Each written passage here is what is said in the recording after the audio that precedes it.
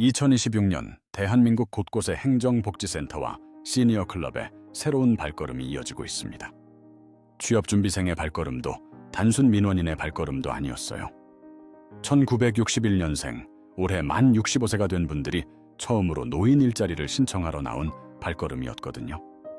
보건복지부 공식 자료에 따르면 2026년 전체 노인 일자리는 115만 2천 개로 역대 최대 규모입니다. 이 가운데 공익활동형, 역량활용형, 공동체 사업단 등 집중 모집 대상인 97만 개의 자리에 122만 명이 몰렸어요. 평균 경쟁률 1.24대 1. 숫자만 보면 낮아 보일 수 있지만 이 숫자가 전년 대비 얼마나 빠르게 불어났는지를 보면 이야기가 달라집니다. 2025년에 109만 8천 개였던 자리가 2026년에 115만 2천 개로 늘었어요. 5만 4천 개 확대, 역대 최대 규모입니다. 그런데도 모집 인원보다 신청자가 더 많다는 건 수요가 공급보다 빠르게 커지고 있다는 뜻이에요. 그리고 이건 일시적인 현상이 아닙니다. 앞으로 몇 년간 계속될 흐름이거든요.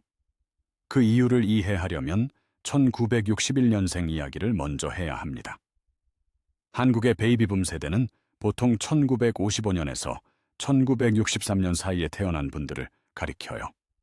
전쟁이 끝난 뒤 사회가 다시 일어서던 시절, 이 땅에서 태어난 세대입니다. 이분들이 지금 하나씩 차례로 만 65세를 넘어서고 있는데 그 중에서도 인원이 특히 많은 코호트가 바로 1961년생입니다.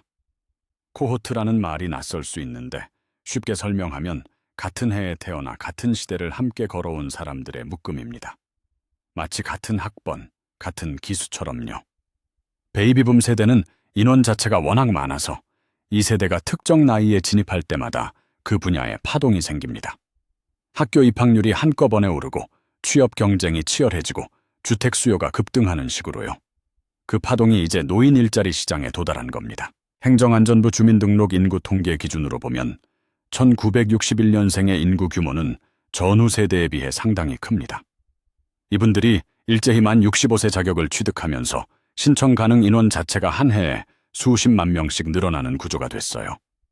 그러니 정부가 자리를 매년 늘려도 신청자가 따라오는 현상이 당분간은 반복될 수밖에 없다는 거죠.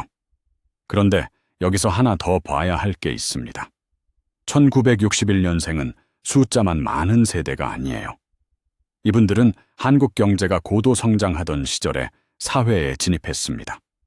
대기업 입사, 중소기업 창업, 공직생활, 교사, 간호사, 기술직, 직종도 다양하고 경험도 풍부하고 건강도 이전 세대에 비해 훨씬 좋아요. 노인이라는 단어에서 흔히 연상되는 이미지와는 조금 다른 분들이거든요.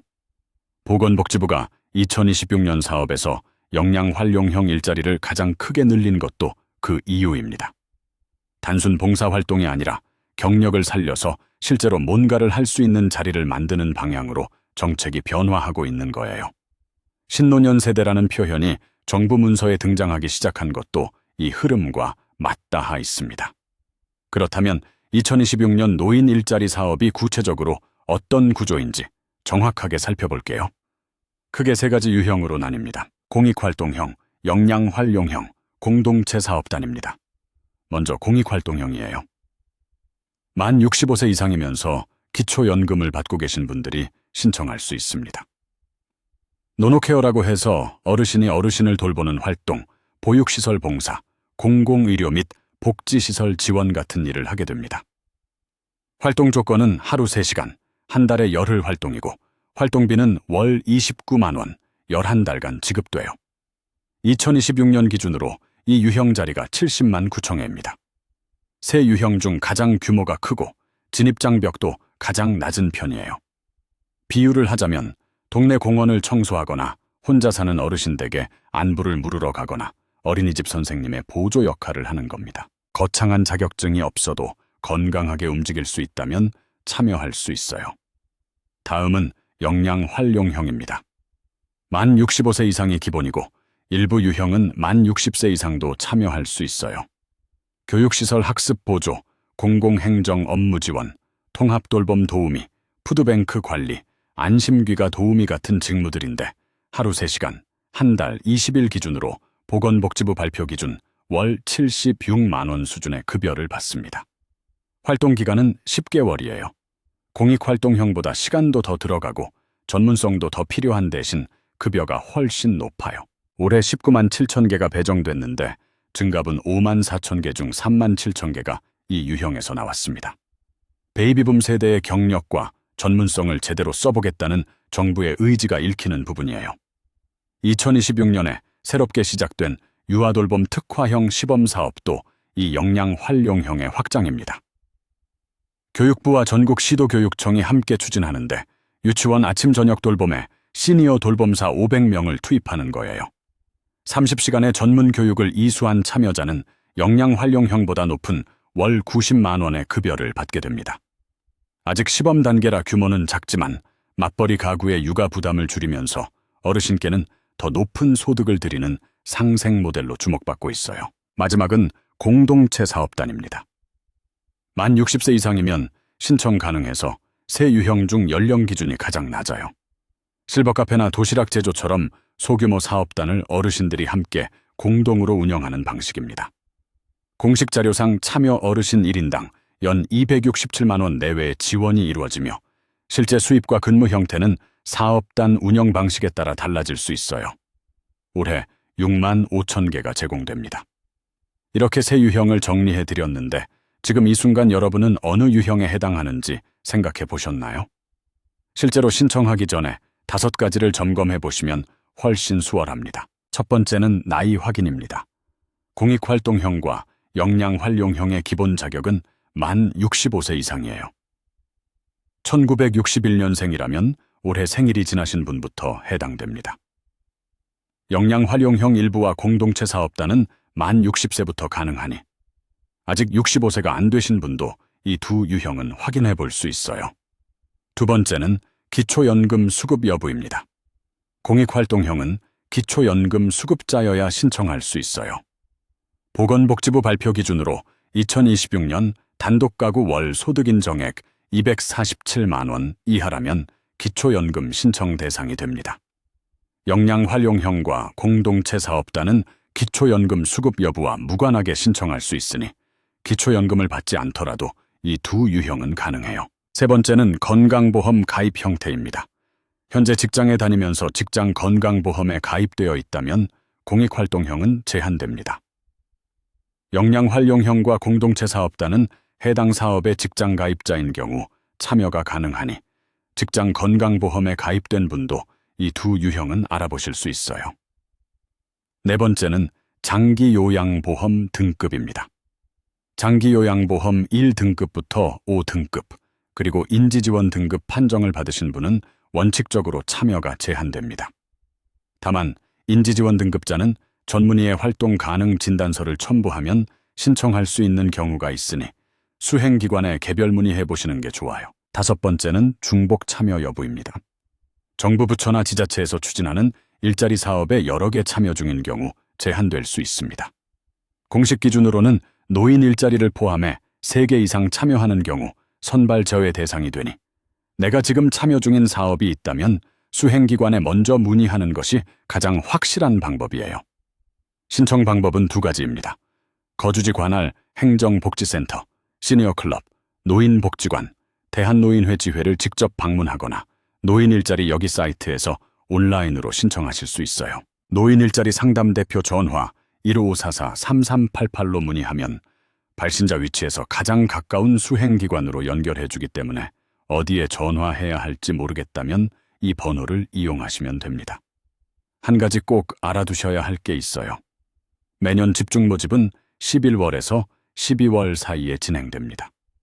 이 시기를 놓치셨다면 취업 창업형 일자리 24만 6청에는 연중 상시 모집이 이루어지니 사이트에서 수시로 확인해 보시는 게 좋습니다. 이제 다시 큰 그림으로 돌아와 볼게요. 여기서 한 가지 불편한 질문을 드려야 할 것 같아요. 월 29만 원. 이게 과연 충분한 걸까요?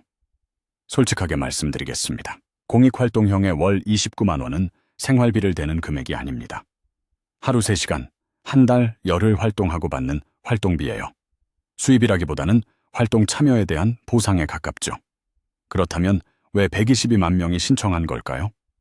돈이 아니라면 무엇 때문에 이렇게 많은 분들이 신청서를 들고 줄을 섰을까요? 이걸 이해하려면 퇴직 이후의 심리를 조금 알 필요가 있어요. 수십 년간 일을 했던 사람이 갑자기 일을 멈추면 어떤 일이 생길까요? 처음 몇 달은 홀가분합니다. 여행도 가고 하고 싶었던 것도 하고요. 그런데 6개월이 지나면서 달라지기 시작해요. 아침에 눈을 뜨면 오늘 뭘 해야 하는지 모르는 느낌, 내게 전화하는 사람이 줄어드는 느낌, 뉴스를 봐도 내 이야기가 아닌 것 같은 느낌이 생깁니다. 이건 의지의 문제가 아니에요. 오래 맡아온 역할이 사라질 때 생기는 심리적 공백이거든요. 사람은 역할이 있을 때 자기가 누구인지를 압니다. 직장인, 선생님, 간호사, 공장장. 그 이름이 사라지는 순간 나는 누구인가 하는 질문이 조용히 생기기 시작합니다. 그래서 노인 일자리는 단순히 경제적 문제가 아닌 거예요. 아침에 나갈 이유, 나를 기다리는 사람이 있다는 감각, 내가 뭔가를 하고 있다는 느낌, 그것들이 일이라는 형식으로 제공됩니다. 보건복지부가 이 사업의 효과로 삶의 만족도 증가, 우울감 개선, 의료비 절감을 나란히 꼽는 이유가 바로 거기 있어요. 사회활동을 유지하는 분들일수록 그렇지 않은 경우에 비해 정신적, 신체적 건강이 더 오래 유지된다는 연구 결과들이 국내외에서 꾸준히 나오고 있습니다. 일이 단순히 돈을 버는 행위가 아니라 몸과 마음을 지속적으로 작동하게 하는 구조라는 거예요. 그러니 이 자리에서 여러분께 묻고 싶습니다. 혹시 지금 일을 그만두거나 은퇴를 앞두고 계신 분이라면 노인 일자리를 돈의 문제로만 보지 마셨으면 해요. 내가 사회와 계속 연결되어 있는 방식을 찾는 것, 그 관점으로 한번 바라봐 주셨으면 합니다. 그리고 자녀분들이 보고 계신다면 드리고 싶은 이야기가 있어요. 부모님이 일하고 싶다고 하실 때 나이가 있는데 뭘 힘들게 하느냐고 말리는 경우가 많습니다. 그런데 그 말이 오히려 역효과가 될 수 있어요. 일하고 싶다는 건 아직 내가 쓸모 있는 사람이고 싶다는 신호거든요. 그걸 막는 건 경제적 도움이 아니라 심리적 좌절일 수 있습니다. 오히려 어떤 유형이 맞을 것 같은지 같이 찾아보는 것, 신청 방법을 같이 알아봐 드리는 것, 그게 더 나은 지지예요. 합격률을 높이고 싶은 분들을 위해 한 가지 더 말씀드릴게요. 참여자 선정은 소득 수준, 활동 역량, 경력 등 선발 기준에 따라 고득점자 순으로 이루어집니다. 소득이 낮을수록 해당 직무와 관련된 경력이 있을수록 활동 의지가 명확할수록 선발에 유리하다는 뜻이에요. 역량 활용형을 노릴 수 있는 분이라면 본인의 전직 경력을 서류에 잘 정리해서 제출하는 것이 중요합니다. 지역별로 모집 규모와 시기도 다릅니다. 수도권보다 지방에서 경쟁률이 낮은 경우가 있어요. 같은 유형이라도 어느 수행기관에 신청하느냐에 따라 합격 가능성이 달라질 수 있으니 행정복지센터나 시니어 클럽에 직접 방문해서 상담을 먼저 받는 것이 유리합니다. 대한민국은 이미 2024년 말 행정안전부 주민등록 기준으로 65세 이상 인구 비중이 20%를 넘어서며 초고령 사회에 들어섰습니다. 전체 국민 5명 중 1명이 65세 이상인 나라, 2026년은 그 변화가 노인 일자리 현장에서 더 뚜렷하게 드러나는 시기입니다. 이 변화가 불안하게 느껴질 수도 있어요. 일하는 사람은 줄어들고 연금과 의료비는 늘어나는 구조가 된다는 이야기를 들으면 더욱 그렇죠. 한국은행 보고서는 잠재 성장률이 지속적으로 낮아질 것으로 분석하고 있습니다. 노인 빈곤율은 여전히 OECD 국가 중 최상위권이에요. 그런데 방향을 바꿔서 생각해 볼 부분이 있어요. 1961년생을 포함한 베이비붐 세대는 이전 세대와 분명히 다릅니다. 건강하고 경험이 풍부하고 무엇보다 아직 하고 싶은 일이 있는 분들이에요. 65세가 됐다고 해서 사회에서 완전히 물러나는 세대가 아닙니다. 이분들이 계속 사회와 연결되어 있을 수 있는 구조를 만드는 것. 그게 노인 일자리 사업이 지금 방향을 바꾸고 있는 이유예요. 보건복지부가 이 사업의 방향을 단순 소득 보전형에서 가치 창출형, 전문형으로 전환하겠다고 밝힌 것도 그 맥락입니다. 2026년 노인 일자리 사업에는 2조 원이 넘는 예산이 투입됩니다. 노인 일자리에 이 규모의 국가 예산이 투입되고 있는 거예요. 베이비붐 세대가 본격적으로 65세를 넘어서는 이 시기, 그 숫자가 만들어내는 파동은 앞으로 몇 년 더 이어질 거예요. 2027년에는 1962년생이, 2028년에는 1963년생이 차례로 자격을 얻습니다. 신청자 수는 더 늘어날 거고 정책도 계속 바뀔 거예요. 중요한 건 이 변화가 어디로 가고 있는지를 우리가 함께 이해하고 있어야 한다는 겁니다. 노인 일자리는 더 이상 어르신들만의 이야기가 아니에요. 나의 부모님, 그리고 언젠가 나 자신의 이야기가 될 수 있거든요. 오늘 소개해드린 5가지 점검 항목 기억하고 계셨으면 합니다. 나이, 기초연금 수급 여부, 건강보험 가입 형태, 장기요양 등급, 중복 참여 여부. 이 5가지만 먼저 확인하면 어느 유형에 지원할 수 있는지가 바로 보입니다. 그리고 궁금한 게 있으면 1544-3388로 전화하세요. 가장 가까운 수행기관으로 바로 연결됩니다. 1961년생이 65세가 됐다는 건 단순히 한 세대가 노인 자격을 얻었다는 이야기가 아닙니다. 이분들이 살아온 시간을 잠깐 떠올려 보시겠어요? 1961년에 태어나 1980년대에 청년이 됐습니다. 그때 대한민국은 지금과 완전히 달랐어요. 월급이 몇만 원이던 시절, 버스 안에서 서류 가방을 껴안고 출근하던 시절, 야근이 당연하고 주말도 없던 시절이었죠. 이분들은 그 시절을 버텨온 사람들입니다. 1990년대 중반에는 외환위기를 맞았어요. 하루아침에 직장을 잃은 분들이 생기고 가족을 먹여 살리기 위해 전혀 다른 일을 시작한 분들도 많았습니다. 그 파고를 넘어 2000년대를 지났고 이제 만 65세가 됐어요. 그 인생의 무게를 가진 분들이 행정복지센터 앞에 발걸음을 한 겁니다. 그 발걸음이 단순히 일자리 경쟁이 아니라 아직 끝나지 않은 이야기의 다음 장을 쓸어 나온 것처럼 보이는 건 저만의 생각일까요? 물론 모든 분이 같은 이유로 신청하지는 않아요. 국민연금만으로는 생활이 빠듯한 분도 있고, 자녀에게 손 벌리기 싫어서 나오신 분도 있고, 건강을 유지하기 위해 움직이고 싶은 분도 있습니다. 그 이유가 무엇이든 아직 내가 할 수 있는 일이 있다는 걸 확인하고 싶은 마음이 그 안에 담겨 있어요. 우리 사회가 이분들에게 충분히 준비되어 있는지는 솔직히 말씀드리면 아직 물음표입니다. 115만 개라는 숫자가 크게 느껴질 수 있지만 한국의 65세 이상 인구는 이미 1000만 명을 훌쩍 넘었어요. 115만 개는 그중 일부에게만 돌아가는 자리입니다. 경쟁에서 떨어지는 분들도 생기고 정보를 늦게 접해서 신청 시기를 놓치는 분들도 있어요. 그래서 지금 이 영상을 보고 계신 분들이 혹은 부모님이 이런 사업이 있다는 걸 아직 모르고 계신다면 오늘 이 정보가 작은 도움이 됐으면 합니다. 아는 것과 모르는 것의 차이가 생각보다 크거든요. 노인 일자리 사업은 신청 자격이 됐다고 해서 자동으로 배정되지 않아요. 소득 기준과 경력, 활동 의지를 기준으로 선발이 이루어지기 때문에 내 상황에 맞는 유형을 정확히 파악하고 준비하는 것이 중요합니다. 역량 활용형을 목표로 하신다면 이전 직장의 경력 증명서나 관련 자격증을 미리 정리해 두시고 수행기관 상담을 통해 어느 직무가 내 경력과 맞는지 먼저 확인해 두시는 것이 유리해요. 공동체 사업단을 고려하고 계신 분은 혼자 일하기보다 함께 운영하는 방식이기 때문에 주변에 같이 참여하고 싶은 분이 있다면 함께 알아보는 것도 좋습니다. 동네 지인과 함께 도시락 사업단을 꾸리거나 실버 카페를 함께 운영하는 방식으로 참여하는 분들도 있어요.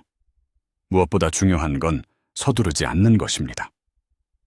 집중 모집 시기인 11월, 12월에 신청하지 못하셨다면 연중 상시 모집되는 취업 창업형 자리를 먼저 확인해 보시고 내년 집중 모집에 맞춰 미리 준비하시는 것도 충분히 좋은 방법이에요. 노인 일자리 사업 공식 사이트 이름은 노인 일자리 여기입니다. 상담 전화는 1544-3388이고요. 이 2가지만 기억해 두셔도 충분합니다.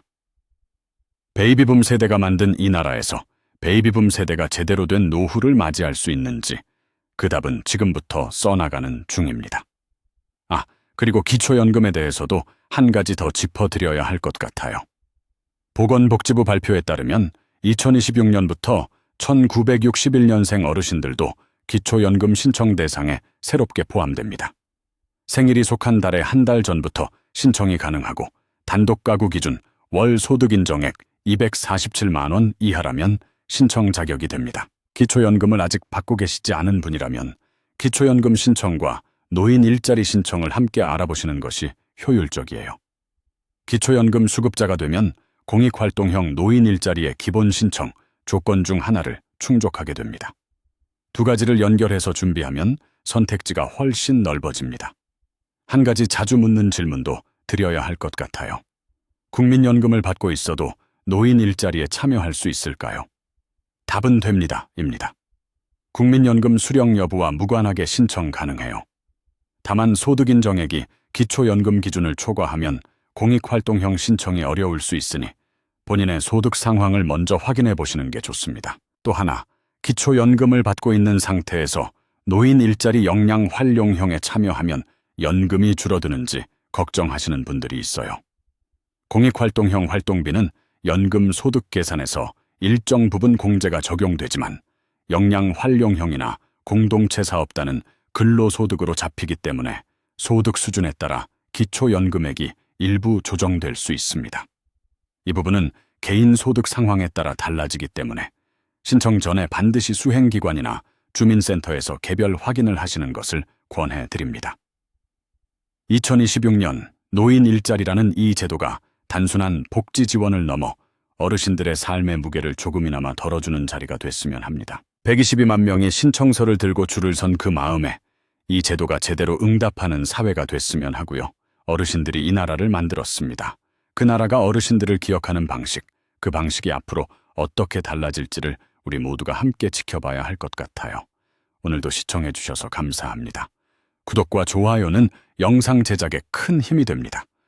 지금 이 영상을 보시면서 나는 어느 유형에 신청할 수 있을 것 같은지 혹은 부모님께 어느 유형을 권하고 싶으신지 댓글로 남겨주시겠어요? 여러분의 이야기가 다른 분들에게 도움이 됩니다.